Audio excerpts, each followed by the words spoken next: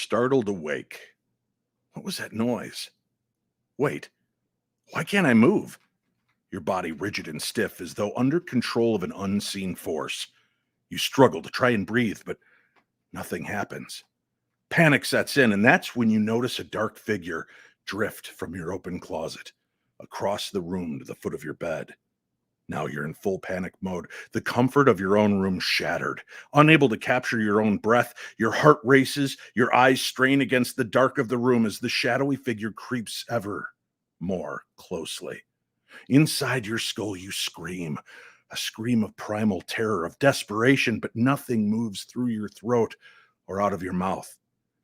The shadow closes in, and now it's mere inches from your face. You feel the sting of tears well in your eyes as you squeeze them tightly closed, hoping against the odds this is nothing more than a waking nightmare. When suddenly, your lungs begin to fill with air. Your body loosens and relaxes. You're in control again. Your eyes spring open, and you see what you swear is a shadow fly across your room and into the dark abyss of your closet. Now fully awake, you let out a gentle sob.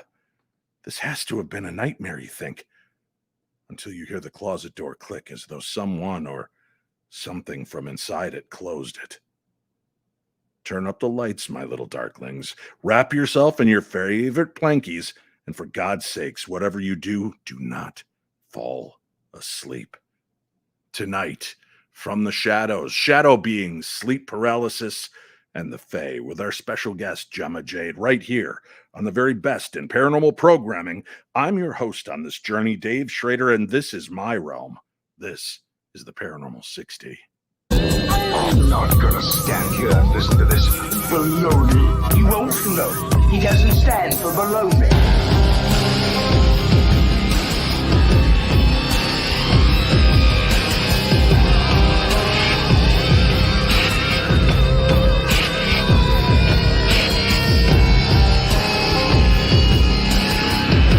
Sounds like a lot of supernatural baloney to me. Supernatural, perhaps. Baloney, perhaps not. Hello, my little darklings, and welcome to another week as we begin June. The halfway point of the year is here already. How is that even possible? Listen, we started off with a bit of a jolt, a bit of a dark beginnings. So let's take a few seconds to pull ourselves together. Let ourselves acclimate to the room or the area around us. I'll take you back out of that nightmare scape for just a few seconds before we return with our guest, Gemma Jade. But first, I wanted to mention a few things. I think there's still a little confusion going on out there with you, my lovely listeners, as I watch some of the comments that have streamed in on my social media and on rating pages for this podcast. What happened to Dave? He's the host of the show. Why is he only on twice a week? And who are these other people? Well, I've always been on just twice a week here with the Paranormal 60. What I've done is built a little comfortable paranormal nest throughout the week so that you always have something interesting and entertaining to listen to. Reaching out to my friends in the paranormal field, people I feel are underappreciated, underheard, and deserve a platform to be noticed. My good friend Jeff Belanger, his podcast can be heard right here on my network. It is the New England Legends podcast every Monday. He, along with his partner Ray Auger, as they take you through some of the most bizarre and unusual tales of New England. Then, for you listening on the audio version, Tuesdays, you get these episodes. You get our interviews from the Paranormal 60. On Wednesdays, the Searchers podcast, Shane Pittman, Ray Causey from 28 Days Haunted on Netflix, along with their third compatriot, Josh Purvis. They tell us other strange supernatural stories that they've looked into from history's past. And then Thursdays, you get to tune in to the very best in paranormal news. It's me, and of course, the contingent from Texas, Chachi, the Colonel, and the Paranormal Detective. And then every Friday, we are going to the land down under. That's right. True Hauntings podcast can be heard right here as well with our friends Ann and Renata, as they give you an interesting perspective on all things haunted. So make sure that you check that out. And now you hopefully have a better understanding of how this all works. but I wanted to give you more to listen to and one place to find some of the very best paranormal programming. We may even extend. You might start hearing shows on Saturdays and Sundays so that we can give you a wide myriad of different type of programming. Let me know if you like what we're doing so far. You can email me, Dave at paranormal60.com. That's Dave at paranormal60.com. And I hope that you enjoy the shows and the different lengths and the styles that we're able to present throughout the week. But for those of you listening to the audio only version, you'll always find me here every Tuesday and Thursday with brand new episodes of the Paranormal 60. For those of you brave enough to watch along, it is live Monday and Wednesday nights right here in this square we call YouTube. We stream it along out on my social media pages as well. So for those of you watching on LinkedIn and Facebook and over there on Twitter, and for those of you even checking it out from Instagram, thank you for being here and being part of the show with me this evening. Got a lot of great stuff to get into, and I wanted to make one last quick little interesting announcement. You know, we've been doing prayer and healing requests on the show for many years in all of my iterations of doing paranormal talk radio, and I have got some great news. A couple of the prayer and healing requests we put out over the last week, a few people were in very dire straits, and one was a young boy. I just posted about this on Sunday. Father reached out to me. His son was dealing with viral meningitis and was intubated and unconscious. And he and his wife reached out begging for help, a prayer, anything, healing. And we put it out to our audience. I posted it on my social media pages. And this morning, I woke up to a beautiful message from the father that I've shared on my Facebook pages. His son woke up. They removed the intubation tube. He is aware of his surroundings, knows who everybody is. He's still a little dazed and confused, but that's normal. But he is out of it right now. So we're going to just keep pouring the prayer and healing for that little fella and make sure that he gets home fully recovered.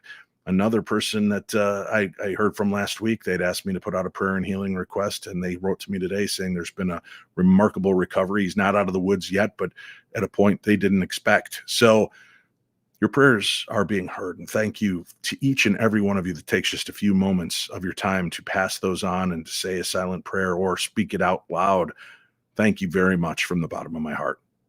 All right, let's get to it. Our guest tonight, interesting. She's got 2 books out right now, Missing the Fae Theory and Shadow Entities, Sleep Paralysis and Beyond. Gemma Jade is our guest this evening. Let's welcome her now to the Paranormal 60. Good evening, Gemma, and thank you for being here. Hello, thank you for having me. My pleasure. Looking forward to talking to you about this. I know this is really weird stuff. This is the stuff of nightmares. As I was mentioning Literally. to my followers today that they, what's on tap for tonight? And I started to tell them, they're like, oh my God. And how many people have come forward talking to me about sleep paralysis, shadowy figures, strange encounters. I'm just glad that we've got somebody who can come on and talk us through some of this and share some of the scary and hopefully not so scary ideas behind this. And then a little bit later on in the program, I really want to dive deep into the book. I think it's fascinating. And for those of you watching, I'll throw the book covers up again. Missing the Fae Theory.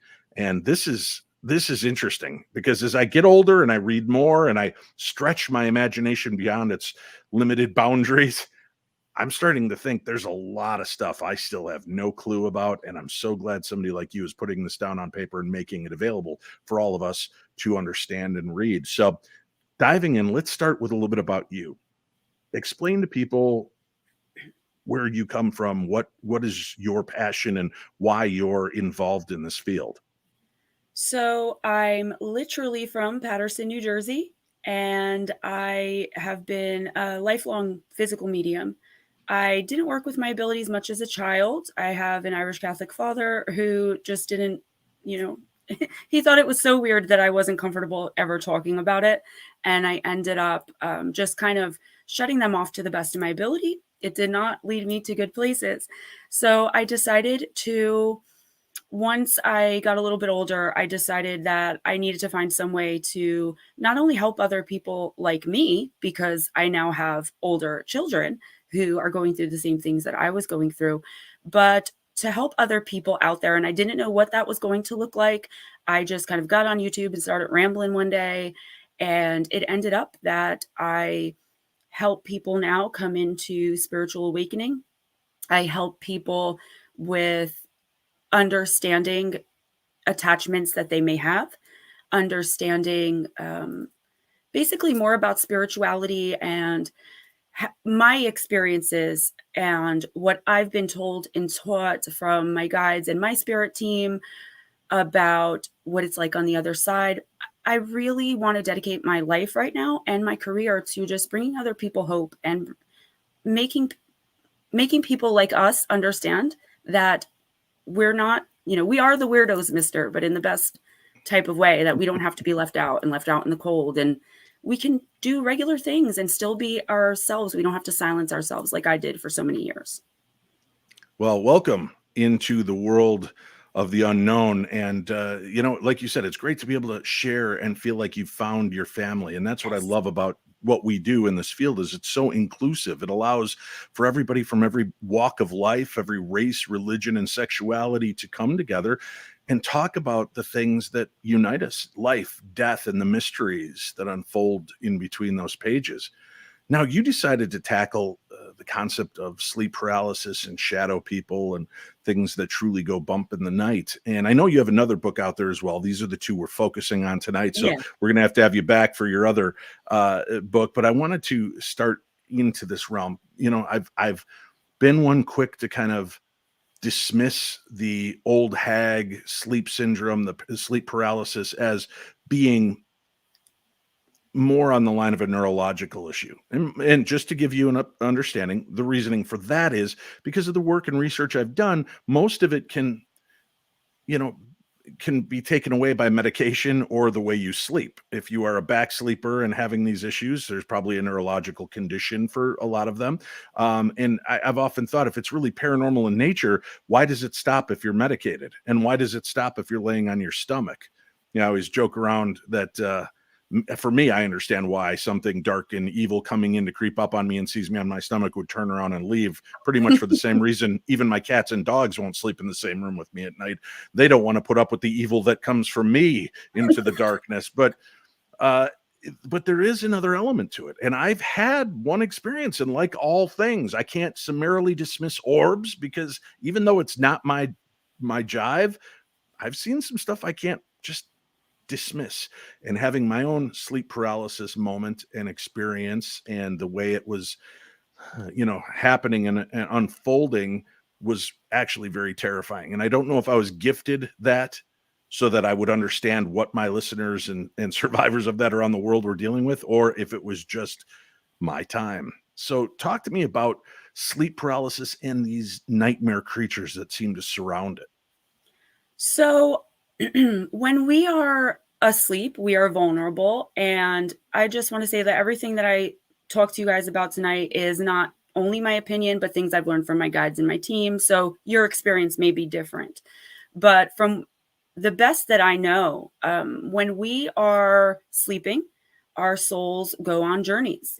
How boring is it to sit inside of a human being's body all day long? We want to go, we want to get out there, we want to meet up with our higher selves and people and entities in the other realms, but we are not protected while our soul is kind of off gallivanting. And these entities, for the most part in these experiences, need to feed. And there used to be a time back probably in the beginning of time and going forward to about the mid 19th century, where priests and holy people would open these portals on purpose 2 or 3 times a year. And they would allow these entities to come in, and they knew how to properly feed them. But now we don't do that anymore. We stopped doing it. Now it's considered an evil and demonic thing. I mean, everyone from priests in one religion to shamans to witches, every religion was involved. It was kind of a universal thing that they just did. These entities, a lot of them need to feed. And that's why a lot of the time, most of the time, people will not die of sleep paralysis, but the terror will be ramped up so quickly. And then it's like it's gone. And it's because fear is the strongest lower vibrational emotion that we have. So they're going to want to get that quickly and get out. They need to feed. I mean, that's the fact of, for the most part, why they do it. So Monsters Inc., the movie, is not far off from the surreality of the paranormal. If only they were that cute and fuzzy, though. Right, exactly. Uh, that's interesting to me. So there it was kind of just a known and accepted responsibility of these different cultures to Mhm. allow these beings in and feed and then put them back away. Do you think that there were some that were lax in their commitment to this and left portals, doorways open, and that's why we've gathered such a strange mishmash of unnerving creatures? I believe that has a lot to do with it. I believe some of the entities, obviously, they're lower vibrational, some are downright evil. They didn't want to go back to where they came from after feeding, so they kind of went AWOL. I mean, I think that's one of the reasons, from what I understand, they kind of stopped doing it and kind of pulled out of it, as well as, the higher ups in all of the different religions and just the way society is, where they're like, you can't be doing that. Then it became that we don't believe in that. And it just kind of became something of a legend that they've done this, but they did used to do it. And that's not to say that sleep paralysis and shadow entities and all that didn't exist since the beginning of time, because they did. It was sort of an agreement between the entities, between and us humans, between the Mhm. realms, if you will, that this was how we were going to work it. But a lot of them went rogue. A lot of them did things they weren't supposed to, and I think that's kind of what threw the whole system upside down. And yeah, I do believe a lot of them were not closed appropriately or the right way. I mean, Mhm. where there's probably a lot of them still left. And if you think about where a lot of those kinds of ceremonies would most likely be held, it's the places where we have a lot of people going missing or strange things happening and things like that. Now, with the information that you're sharing with us, is this information you glean from old doctrines and papers and things that we can follow through history, or is this just simply through your guides and intuition that you get this information? This threw me for a loop, and it was something I learned through my spirit team. But it Mhm. was so recent that I haven't had a chance to really look it up. It was like 3 weeks ago it came to me and I was like, "Oh, that makes sense." But I haven't had a chance. But if anyone does look that up and they come across something, let me know, because that would be great validation for me as well. Well, obviously, the past seemed to have come to an understanding with creatures like elementals and beings that predate Christianity, predate, our understanding. And, some say it's superstition. Some say it was just the need for the people to have something to believe in. So they created these god or deity like creatures that they would make sacrifices to. But, it does seem that in a lot of cases, especially the ancient stories, that there was a reason for those beliefs because these were the things that they were seeing and experiencing.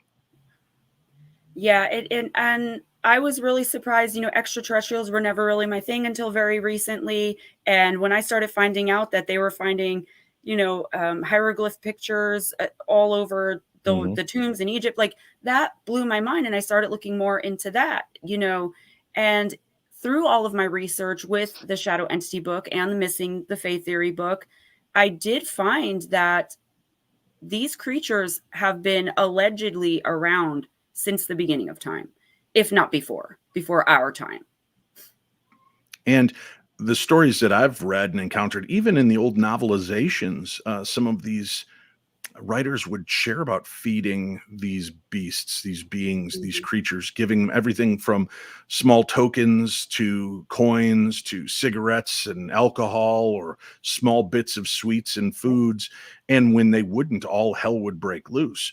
So again, it's interesting that there are different iterations of this that can be found around the world, cultures that didn't talk to one another. It's not like, oh, the Chinese rolled on over to Japan and told them, and the Japanese rolled over into Right. Africa and told them, and Africa rolled over to, Europe and told them.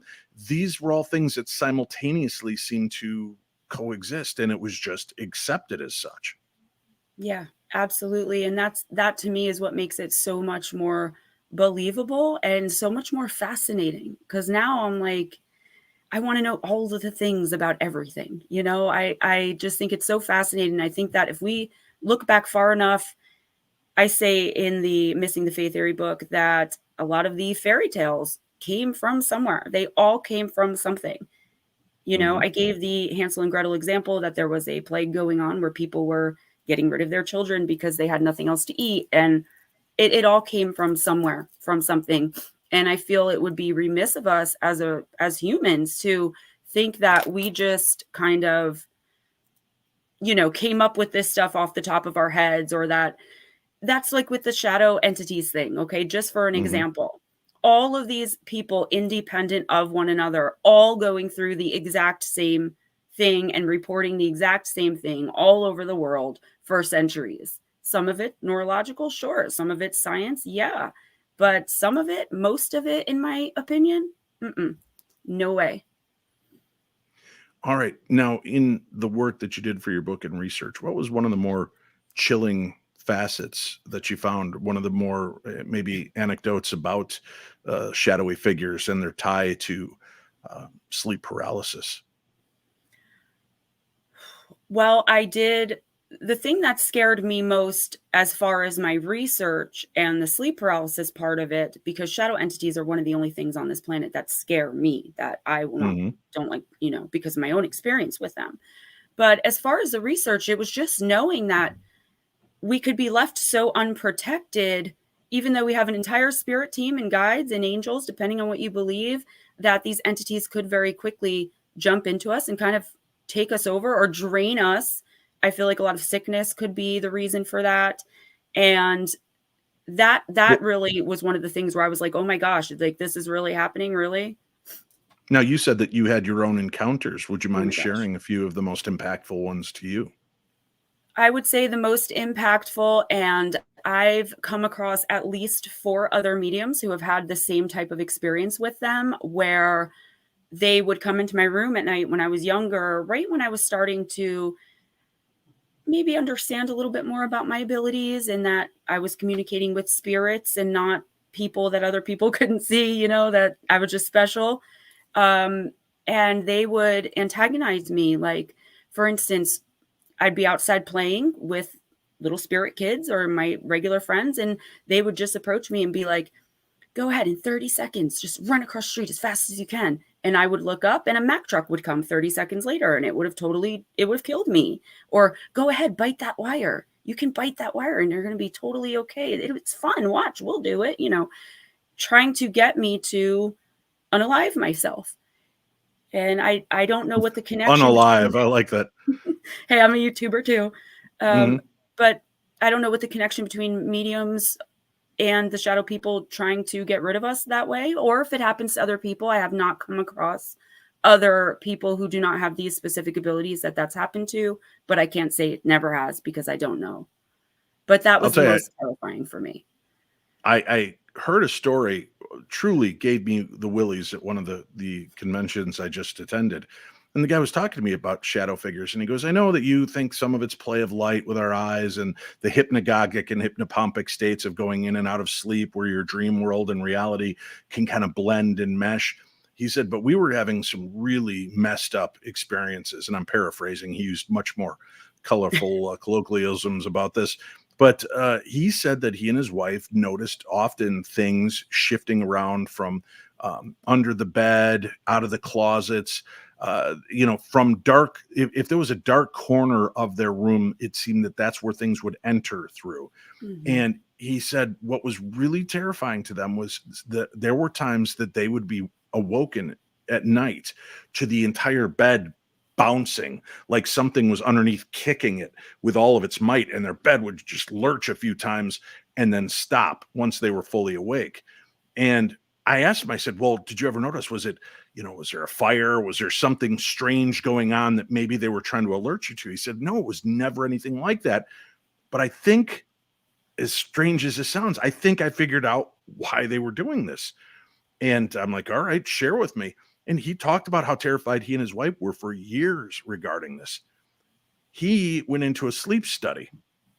And during the sleep study, they said that there were things moving around in the room. They didn't, the person leading the sleep study with them said, I'm not supposed to talk about this kind of stuff, but you had a lot of things in your room with you at night. Oh. And he got a CPAP machine right? That's the breathing Yeah. apparatus to help you breathe better at night. Mhm. I guess he was a very heavy snorer, if that's a word, snorer. Snorer. Yeah, and he said that once he started the CPAP machine, they didn't have any more problems. And he said, I think I was pissing off the spirit realm or the shadow realm because my snoring Snoring. was so abusive and horrible that this thing would kick and shake the bed. And he goes, I even wonder, was it my wife banging the bed and then blaming it on something underneath to keep me afraid and awake? And he goes, but I really do think, because I've seen the things moving in a room, and since I've been on the CPAP machine, neither one of us are having these experiences. It's humorous but terrifying all at the same time, right? Right. And he said, Dave, this isn't a light bed, and as you see, I'm not a light guy. This thing was kicking Right. our ass up into the air. Our entire bed would launch and slam back down on the ground. That's a lot of ability and power. Look at that. Iris says, I've been saying sleep apnea could be one cause of this. Wouldn't that be interesting if they're in their own realm and if everything is truly on a vibrational level? If you've ever heard somebody like my My husband grandfather, has sleep apnea, your and he husband, does not use a CPAP. Chachi, our news reporter, we'd go to Vegas a couple times a year. We'd hang out, and he would snore like a chainsaw going through a Yes. 20-gallon jug of glass. Mhm. And I finally got on him enough that he started on a CPAP. But if there was going to be something vibrationally that could traverse the universes, the multiplexes of reality, these snorings could be it. I'll tell you, in honest to God truth, that I could understand. If you've never heard him, guys, he's not wrong. He's not Wow. wrong. So angry, but I isn't that wonder, weird? I think it's interesting though that the machine would. I wonder if maybe he was sleeping so soundly that he wasn't traversing astrally, maybe, and they didn't have the opportunity. But then again, that's where the old hag and the chest cat Mhm. thing, I don't know what it's exactly called, comes in. So I'm gonna have to look into that. That Right. Yeah. fascinates me. What Gemma's referring to is the old saying that the cats would steal our breath. We would find them on our chest Yes. at night. Because I have cats that do this. They'll get up on top of you and they nuzzle you at night. But in the old superstitions, they were drawing your breath from you. And I think Stephen King's Cat's Eye movie even played on that angle, Yes. if I remember correctly, as though they were stealing part of our soul. But you just brought up an interesting thought. Maybe they weren't banging the bed to scare him. They were banging the bed because maybe, with sleep apnea and with the snoring issues, your heart can stop. Maybe the kicking of the bed, the banging of the bed was to try to save this guy's life. And that's an interesting element I hadn't considered. That's true. I know that, before my 5-year-old took over his side of the bed, I was always with my husband. Every couple minutes, I'm like listening and I'm like, oh, nope, not breathing, like gotta get moving again. So yeah, that, it's, I know someone, I just wanted to comment because someone had said maybe it was tricksters or Mhm. darker child spirits who were trying to entice me into, doing those things like jumping in front of buses and stuff. And I just want to say, I at first thought that too, because I'm like, shadow entities don't speak. And normally they really don't communicate telepathically either. But because of the other mediums that I spoke to that had the same experience with them, I really do think it was shadow entities. I Shadow don't think Entities, Sleep tricksters. Paralysis and Beyond is the name of the book we're discussing right now with Gemma Jade. And talking about these weird experiences. Were you ever terrified by an encounter with the shadow realm? You mean with just shadow beings? I mean, shadow beings in Yes. general terrify me. Yes, I get sleep paralysis still all of the time. And it's like even the crystals I suggest to clients, the meditations, everything that I suggest to other people works for them. And for me, it's they are constantly on the attack. Most recently, I'm terrified of rodents. I don't have a lot of fears, born and raised Jersey girl, not afraid of much, and I'm a medium. So, but Mhm. rodents. So I noticed that recently I've been seeing shadow rodents all over the place. And I'm literally jumping, in the air. And a couple of times I have woken up where it wasn't just not being able to breathe. It was literally a shadow in my face, a shadow person's face in my face, and their hands were around my neck. That's terrifying. It, Do you it's hear anything in those moments? Is it all silence? It's all silence. I don't even recognize like any spirit around me. And I feel like when I try to call on my guides and my team, they are missing. Like, I don't know if they can't penetrate or if it's not allowed, but something is going on with so many people, not just me, but I know me personally, it's like it ramps up for like 6 months and then I barely see them. I Now, see them you just are a lingering light on my bed. worker. Yes. You're a light worker. You're an energy worker, a healer. Do you believe that that's why they're targeting you Yes. because you're doing this, or do you think that's what attracts them to you because you're removing the ick from your clients? Are you making sure to remove the ick from you that you're taking off it? It's like when you're helping, there's been an oil spill and you're out there helping the ducks and the animals that are covered in it. While you're doing that, you're coating yourself with this schmutz. Do you think maybe you're just not clearing yourself properly from this schmutz so that it is not, yeah, I just, again, throwing that kind of concept I out know there. what you mean, yeah. I think most of it is just that I'm being targeted and people like me are being targeted. I've also, I'm not shy to say I'm coming out of addiction, 5 years out of addiction. That was pretty rough. And I Congratulations. thank you. I know that they target addicts. I've seen demons attached to many people that I know and Mhm. shadow entities as well. A lot of them at once instead of your average one or two. As far as cleansing myself after I'm removing, I did go through the first year or so that I was in this. I kind of just threw myself into it and I'm like, I'll learn as I go. Yeah, then I realized you really can't learn as you go with things like this because I needed to know something like that. And I needed to know a lot of things that I couldn't learn as I had gone, and I definitely had a lot of issues because of that with bringing things back. Nowadays, no, because I'm very, very protective and very meticulous about that kind of stuff. But in the beginning, for sure, I just wanted to get out there and help people and use my gift, and Mhm. then I started realizing, like, what is this? Why does that? How did what's going on? Why is this here? And then someone, and I think it was actually Miss Paranormal Pixie, said, "Are you like, and she kind of brought me into that. And I was like, oh, I have to do that all the time. You think you would know something like that, but I hadn't worked with the public with my abilities before. It was Right. just helping out friends. I didn't understand that part of Mhm. it, but now it's common sense to me. And I look back like, duh, obviously, Gemma. Interesting stuff. The sleep paralysis, real quickly before we leave this segment, is there any advice you can give to people that are dealing with sleep paralysis to A, help calm them during that moment, and B, maybe even give them the ability to start to break that cycle? Mhm. I can give you the best advice I ever learned and the best advice I give my own children and my mama. And I give to Okay. myself. Okay. So, like I said, fear is the strongest lower vibrational emotion we have, and that's why they want it so bad. Terror, they want. I Mhm. know it's hard, and I know people are going to say, come on, force yourself to start giggling, force yourself to laugh, fake laugh if you must. Because you know how, like, laughter kind of, if you start laughing, you kind of get a little crazy about it, and then you end up laughing for real. You will Mhm. confuse them literally. It's not even a joke. You will confuse them. They're not getting the fear they're after, and they will back off very quickly.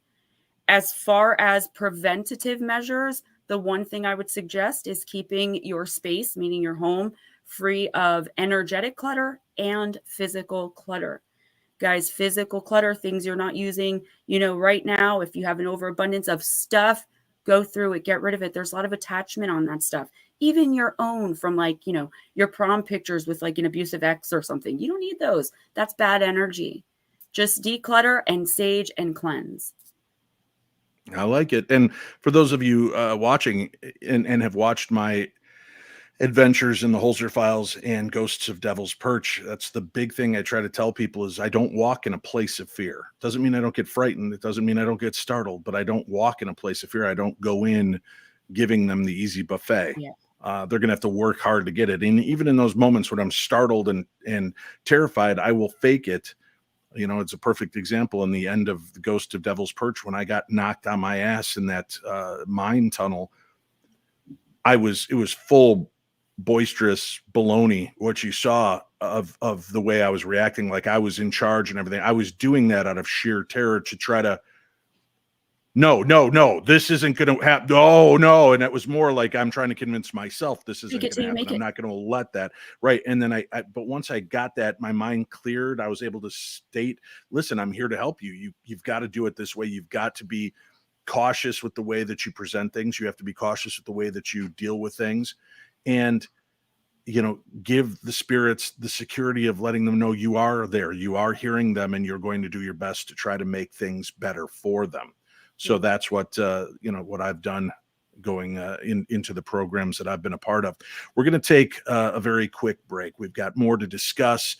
And again, you want to get a copy of the books. There's a link for it on tonight's program guide. Missing the Faith Theory. That's next. Shadow entities, sleep paralysis, and beyond. Gemma Jade, the author. Gemma Jade, our guest tonight on the very best in paranormal talk radio. This is the Paranormal 60.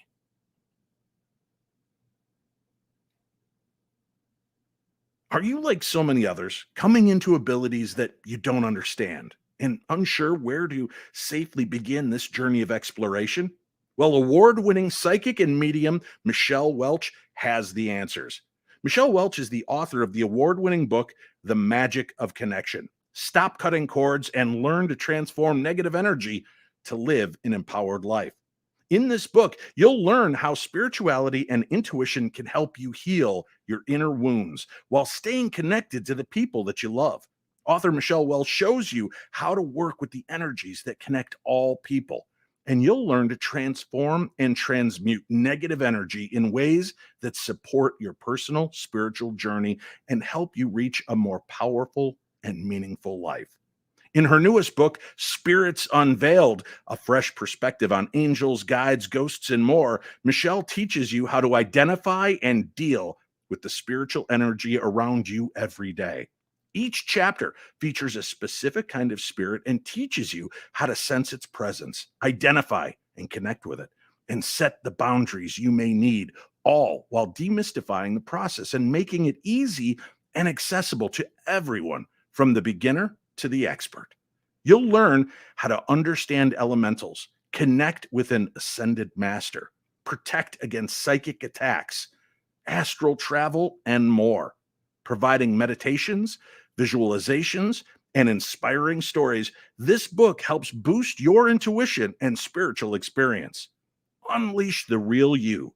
Get the books, The Magic of Connection, Stop Cutting Cords and Learn to Transform Negative Energy to Live an Empowered Life, and Spirits Unveiled, a fresh perspective on angels, guides, ghosts, and more.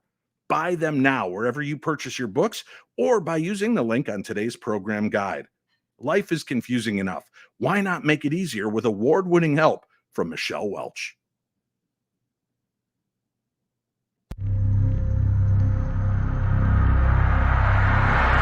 Haunted Magazine is a publication dedicated to all things paranormal and spooky. Each issue features articles, interviews, and stories about ghosts, hauntings, and other unexplained phenomena. The magazine also covers topics such as cryptozoology, UFOs, and other aspects of the supernatural.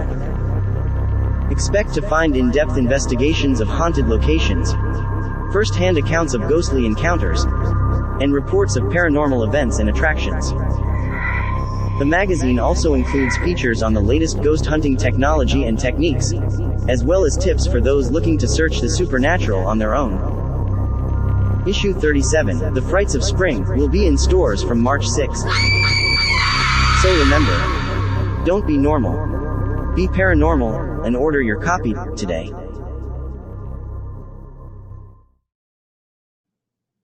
Hey everybody, come on out to the Celebrity Old Saloon Ghost Hunt in Paracon, Saturday, June 24th at the Old Baraboo Inn.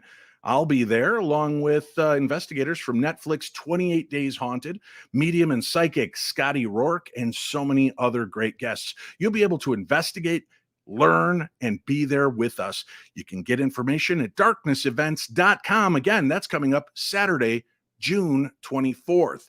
And then in the month of July in Wilmington, North Carolina, come visit me as we investigate the USS North Carolina. Are you ready to investigate history with us? Well, come along with me and get haunted. We're going to have an amazing time. That's Saturday, July 1st, 2023. It is my first journey there, my first trip to investigate. And from what I've been told, this place is off the hook. So make sure you come on out, spend some time with me. And then later on in the month of July, the pop-up Paracon Midwest Paranormal Conference. I'll be on hand along with medium psychic Chris Fleming. One of the paranormal cops is going to be there as well. Ron Fabiani, Fabs, is going to be there. We've got Father Michael Maginot. You probably recognize him from the Demon House special that Zach Baggins produced. It is going to be an amazing time. A lot of great speakers, a lot of insights into spirituality, the paranormal, and more. That takes place at the Woodstock Opera House in Woodstock, Illinois. Get your tickets now. Again, you can find information for that and so much more by visiting darknessevents.com. That's darknessevents.com. Okay, my friends, in my Amazon store, you can find all of the books that we cover on the show, plus some other great swag, clothes. There is toys, paranormal toys, and knickknacks and decorations and all kinds of fun stuff. Just go to paranormal60.com. Click on the shop tab at the top of the page and then scroll down to my Amazon page. You can launch in that way, and everything that you buy in through that link, just a very small portion of those sales goes a long way to help us in providing money for this show and keeping us afloat. So again, go check out my Amazon store, and that'd be a big help to me. And speaking of big help, make sure you rate and review this show. Give us 5 stars. It costs you nothing. Go ahead and rate and review us wherever you listen to this program. Or if you're watching along on YouTube, make sure to hit that like button. Give me the thumbs up. And then when you subscribe to the YouTube channel, make sure you hit the bell and alert you to every brand new episode that comes out. All of the great content that you can only find here on the Paranormal 60. All right, let's get back to it. Our guest tonight, Gemma Jade, and Gemma is the author of 2 books, Shadow Entities, Sleep Paralysis and Beyond, that we're covering tonight, and Missing the Fae Theory. And that is what we're going to talk about in this last segment of the show. Welcome back, Gemma. Thank you again for staying late with us this evening. Yay. I'm so All excited. right. The Fae Theory. Listen, there's a lot of books out there. Missing 911 or 411. Well, I can't even remember which one it is, but there are all of these books that talk about all of these strange disappearances. And I've been discussing it for a long time, thinking there is definitely something beyond just human frailty and mistakes being made where people are vanishing. And we can't seem to make sense of it. And when you look back into European history, they seem to have a pretty good grasp on this and understand what's happening, or at least in their belief systems. So talk to me a little bit about the Fae theory and all of these missing people, especially in nature. Yeah, so I called it the Fae theory because there's There's obviously New Jersey. I haven't heard it all night until there. I called it over I here. called I it. like you called it. I heard it, Janice. No, that's awesome. All right. The Fae I theory, called please. it that because Uh-huh. I think there's obviously a ton of things going on, and it wouldn't be a night for me if someone didn't mention that. So I was thinking to myself, and it's funny because you covered Lambert Castle, which is in my hometown of Paterson, New Jersey, and that's where I had my first experience with the Fae. And I've had experiences on and off since then, but for me, growing up, that was a place where I would go with my parents, or one of my parents would take me to give the other parent a break. And we would just hang out and look over the city. And the castle was a museum for a while. And then I think it wasn't. And it was like a few things like back and forth. And then it was like closed. But there's all those woods there. Okay. And that was when I first had my experience. So I started writing for a YouTube channel, and they were talking about missing people and mysteries mainly in the woods. And I was thinking of what happened to me, and it was kind of just this whole thought process of like, that's probably what's going on. So I started writing a couple of scripts for them, and people were really digging it. And then I had a publisher reach out and say, hey, can you make this a book? I was like, boy, can I? And I was knee deep in research, and I still am because I want to bring a part 2. But then it kind of connected with the missing phenomenon stuff, as I like to call it. And it's like, why not? There are so many things that go hand in hand. The Fae consider berries their food. It's a part of their forest, their land. Even though they live in other dimensions, when they're here, that's theirs. So berry pickers going missing, could it be them? Absolutely.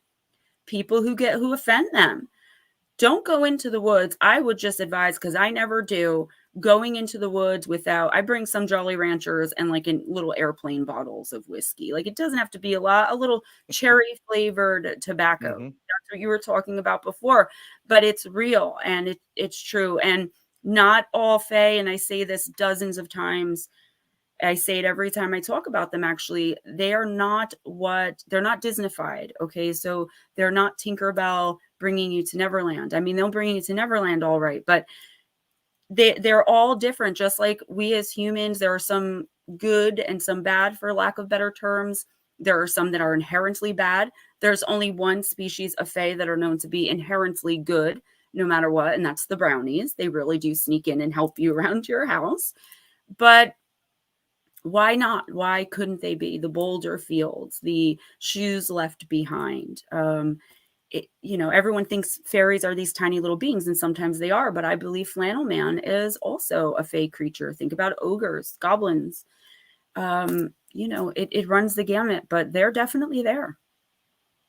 Right. And last Monday on Memorial Day, we did an episode with Mark Anthony where we talked about the red light demons and the fact that these pilots and gunners in Vietnam were given these special red lens goggles that they were using, and they were seeing these gargoyle-like creatures. Mm-hmm. And it was like they were as disturbed when they knew you could see them. That's when they would seem to attack.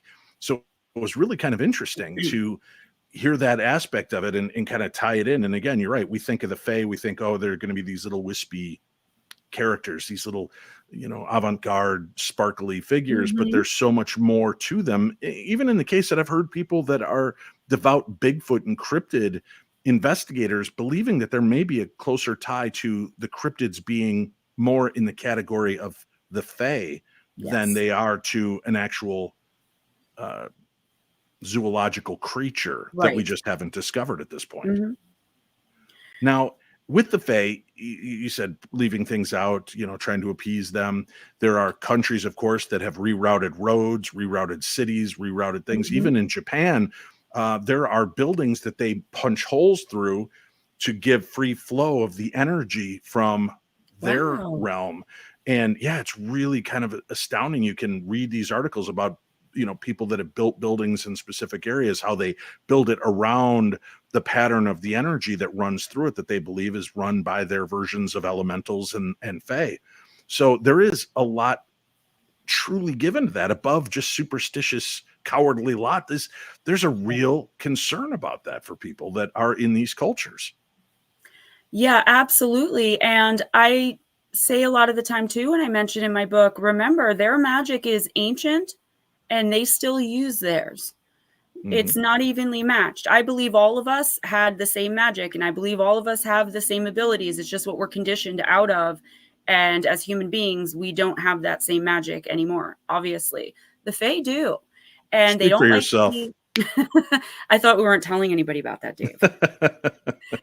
They don't like to be disrespected as anybody else, but they're also very what I've noticed about them too, even in my research and just personal experience, they're very sensitive because they don't really like us. We've torn down their forests, we've invaded their land, we've driven them underground. So they have already this disdain for us as a whole.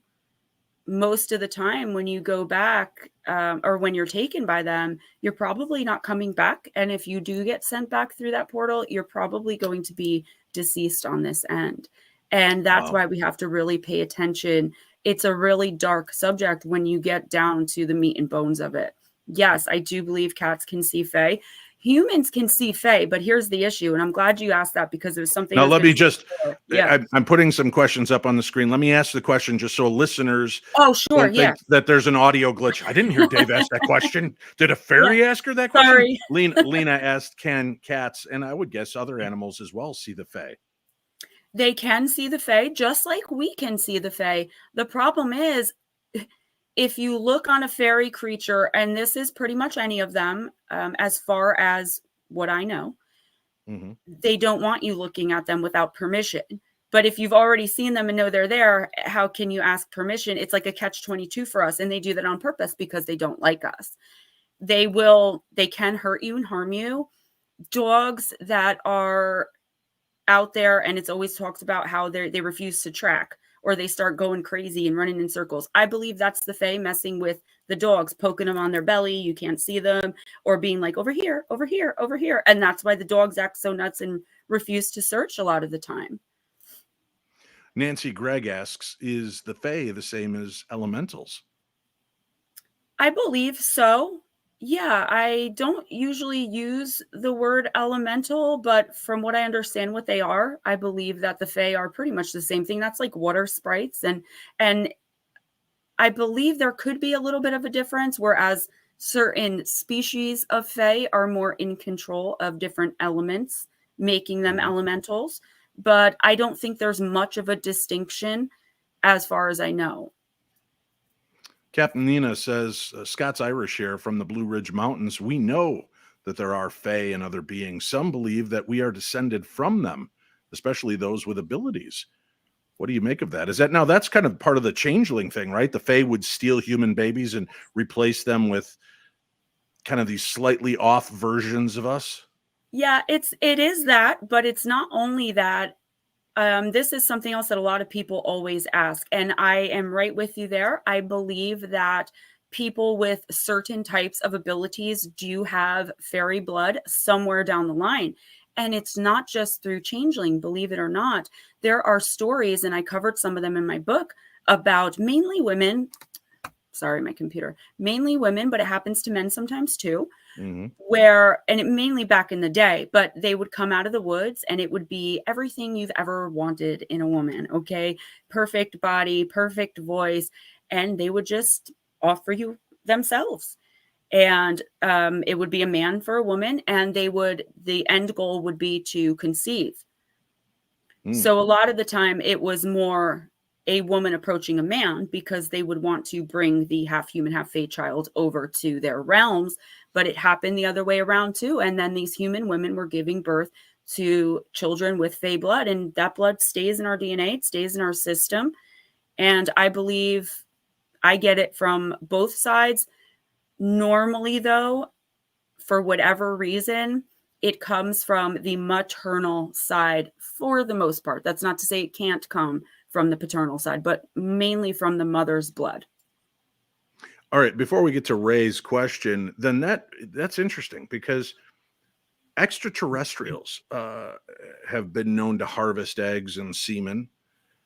Do you believe that extraterrestrials, some of the beings, the grays, the greens, some of those, there's ones that look like praying mantis, and do you believe that those are elementals or fey figures as opposed to other planetary figures?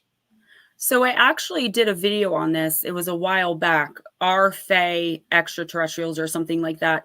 While I do believe there's a lot of similarities, I believe they're both ancient as far as our world is considered. So they behave in the same way. That's kind of what they've always done. That's what they do.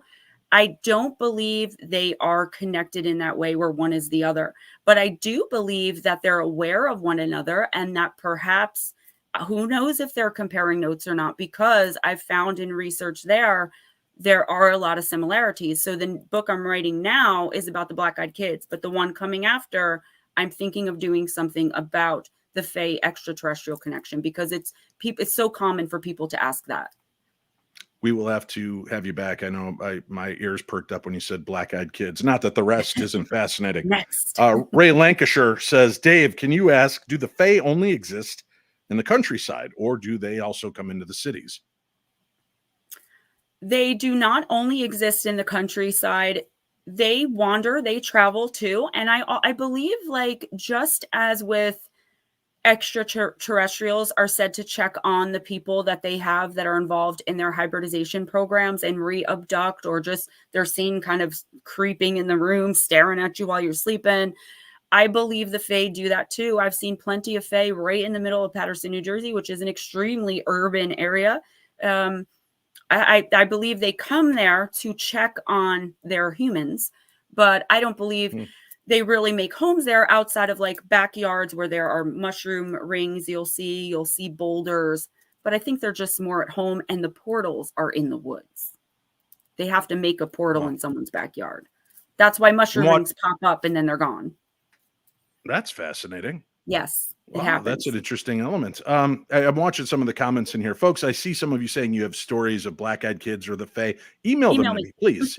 Dave at paranormal60.com, and I'll forward them on to Gemma later. But send me those stories, Dave at paranormal60.com. I'm going to do an episode here soon, just me and you and your emails, and we're going to go through them and share all the cool stories that people have done. So please send those over to me, and I promise I'll forward them on to Gemma when I'm done. I want to ask you something, Gemma. You tapping into your metaphysical side, your psychic, mediumistic side, intuitive, whatever the proper term is for you on this. I have seen something that I've probably because of Disney associate more with the Fae, but I've vacillate on this. So to give you a quick bit of information, I was aboard the Queen Mary with Grant Wilson from TV's Ghost Hunters, and we were given a private tour and ghost hunt of the hull of the ship, and we were down there. That's where it had been rammed when it was a full ship, and some of the POWs had been hurt or killed and injured in that. And we were down there just kind of absorbing, and it literally was just the two of us.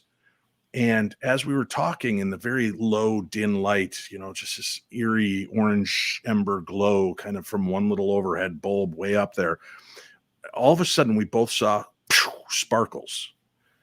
And it was like when you watch those firecrackers that go up and then they just kind of flower and then come down. That's exactly what I saw.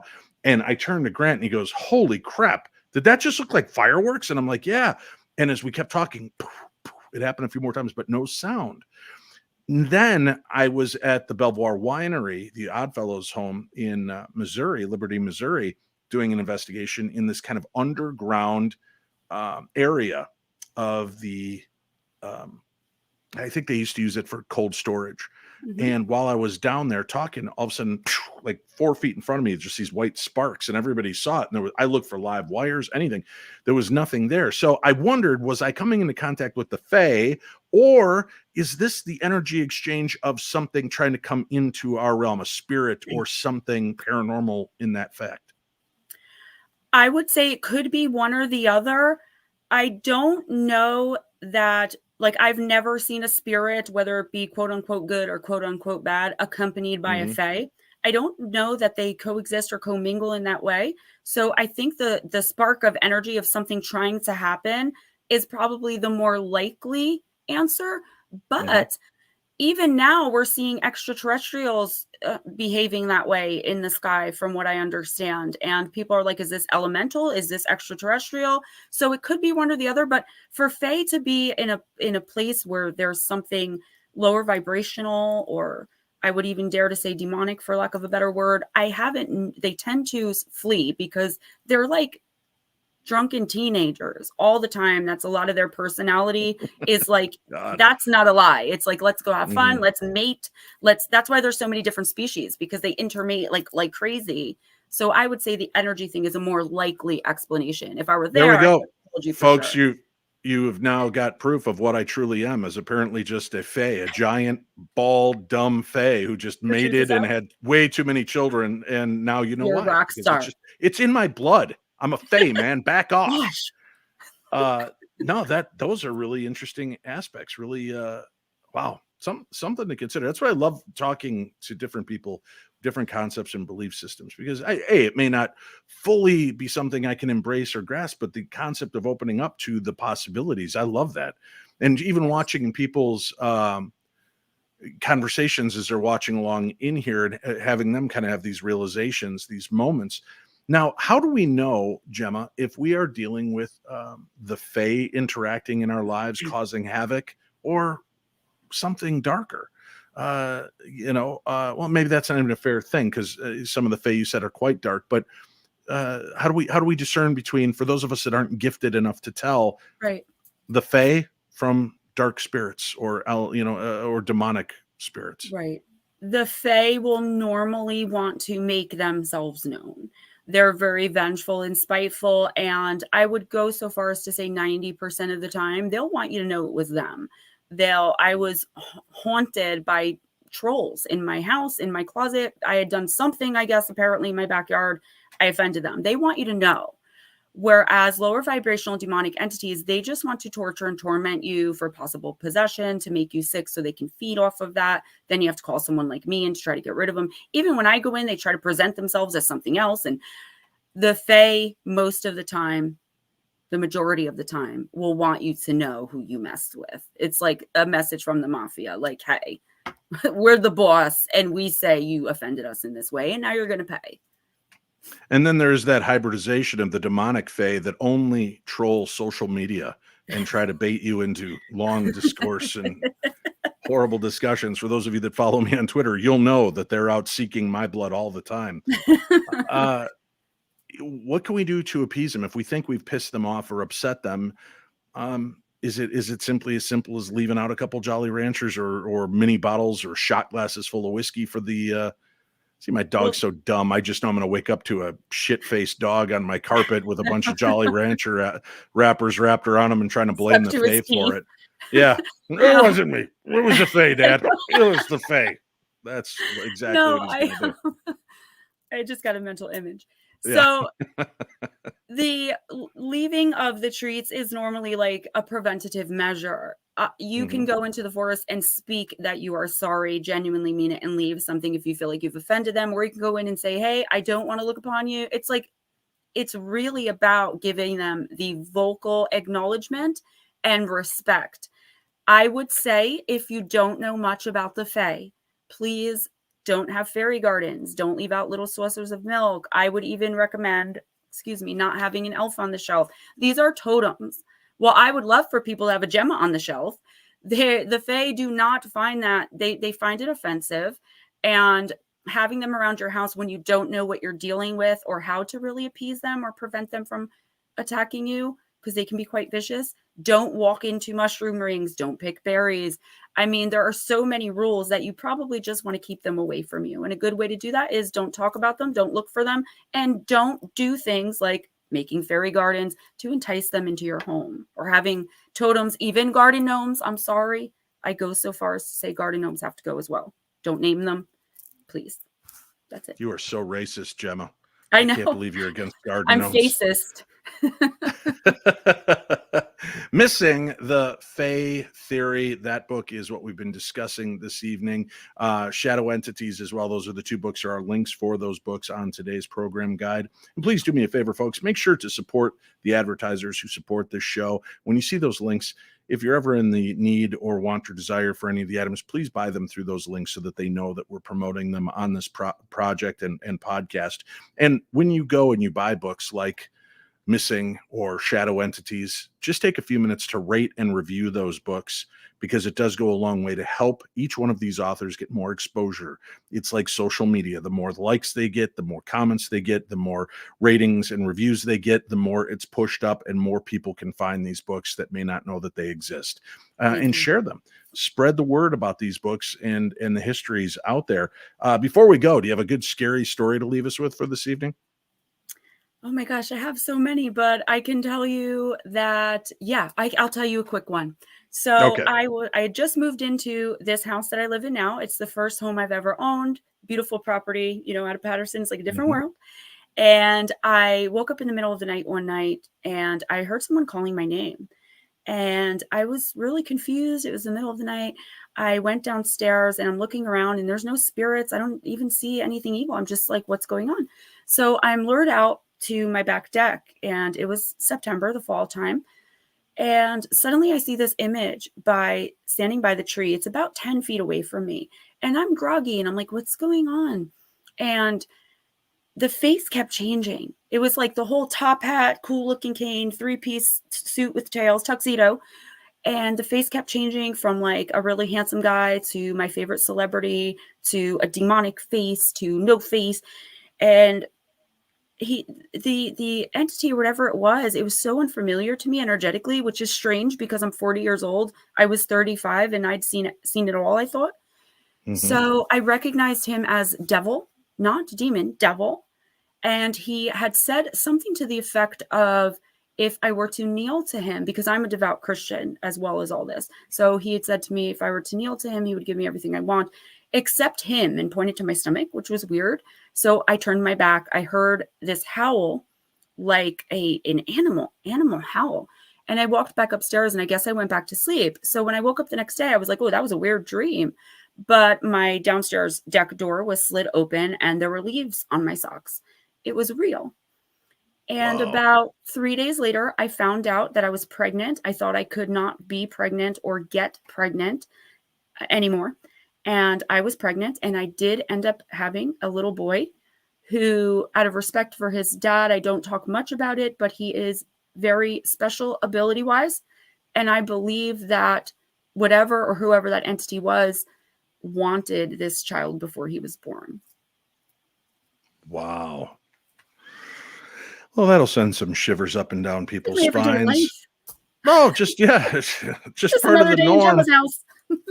Gemma, thank you so much for coming on tonight and sharing some insights. I'd love to have you back on the show. Stay with me Anytime. during the Yes. end, and we'll talk off air. But thank you very much for being here, and thank you all for being a part of our world, for taking us along on your journey. Special thanks to our guest Gemma Jade and to all of the great sponsors, including Michelle Welch, who help keep the show moving, and to all of you who make donations during the program and after with the super likes, super stickers, and such. Thank you so much. And may the darkness be just a little more light with the information that we share here. We'll be back again live Wednesday with the best in paranormal talk radio and the news crew you've grown to love, with the only news you need to know, the Paranormal 60 News this Wednesday.